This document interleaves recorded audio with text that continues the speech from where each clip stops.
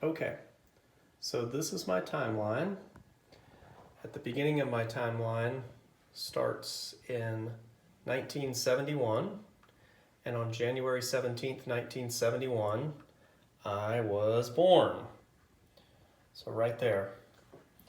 1 year later, 1972 was my first trip around the sun, and that's a picture of me when I was 1, maybe 2 years old in that neighborhood.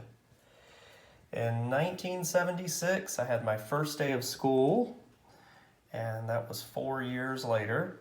I was 5 years old, and that is a picture of me on or about my 5th birthday. It's a picture of my apple representing school. And then in 1980, I moved to Texas. My family and I moved to Texas. And then a couple of years later, we moved back to South Carolina. So that happened in 1982. And then about 5 years later, that's what I looked like. There's a picture of me. I really liked ties back then. And 2 years later, in 1989, I graduated from high school. I went to Lexington High School. And about a year after that, I joined the U.S. Navy. That's a picture of my ship right there. The name of that ship is the USS Long Beach. And it looks like it's shooting a really powerful gun right there. Okay, so I was in the Navy, and while I was in the Navy, I moved to San Diego. And there's a picture of what the beach looks like in San Diego. And in 1994, I visited Canada. And then I went to Mexico. And if this is 1993 right here, and this space is 1994, my first trip to Mexico probably happened in 1995. But I didn't put that on there. I left that blank. So a few years passed, and then in the year 2000, I visited the country of Costa Rica. That is the Costa Rican flag. And I found it somewhere and had to color it in because it was black and white. And then in 2001, I moved back home to South Carolina. In 2002, I became a Gamecock. And my son Landon asked me earlier tonight if I was a football player. But no, I was not a football player. I wasn't a Gamecock that way. I was a Gamecock in that I attended the University of South Carolina. In 2005, I graduated from the University of South Carolina and I started teaching. And in 2008, I married my wife. Her name is Heather. And that's a picture of Heather and I on our wedding day. 2009, Madeline was born, and there's a picture of Madeline when she was a baby. And then we moved to Wagner, South Carolina, and we lived at a place called Speckled Egg Farms. And that's also the year that Landon was born. And there's a picture of Landon when he was a baby. And then in 2014, Evelyn was born. There's a picture of Evelyn when she was a baby. And then this is how we look today. This is a picture of us just from a couple of years ago when we lived in Lexington, South Carolina. Everybody's just a couple of more years older.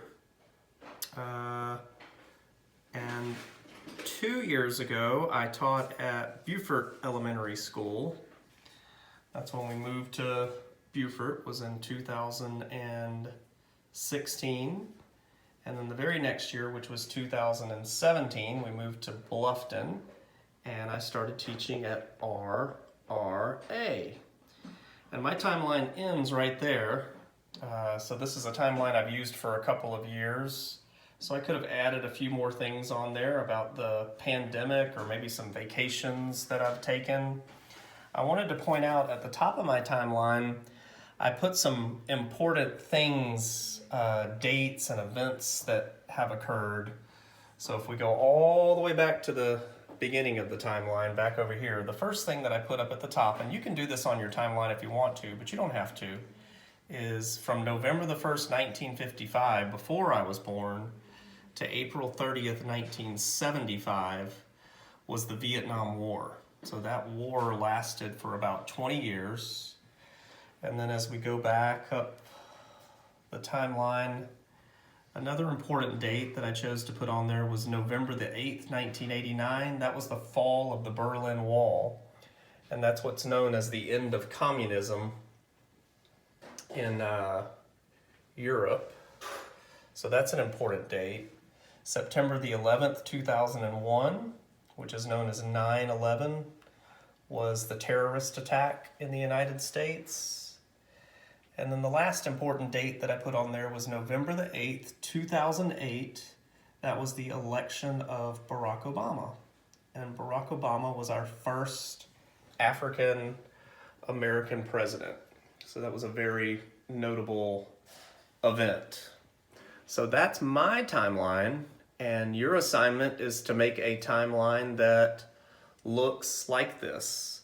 It doesn't have to be exactly like this timeline. I've seen people where they make their timelines where they look like mobiles, and you can actually hang them from the top of a building or something like that. And if you've been in my class for a couple of years, and the first year you made a timeline like this, you can make a different timeline this year. So the important thing to remember is that if you are making a timeline that looks like this, is to try to space out your dates. So if this is 1 year, and from this point to this point is 1 inch, that you always keep the distance from 1 year to the next year 1 inch.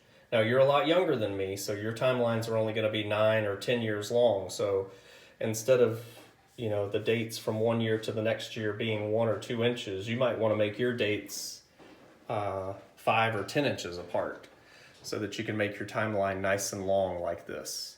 And again, it doesn't have to be exactly like this. I want you to be creative and make your timeline however you want to. It can be a mobile, it can be a flat piece of paper.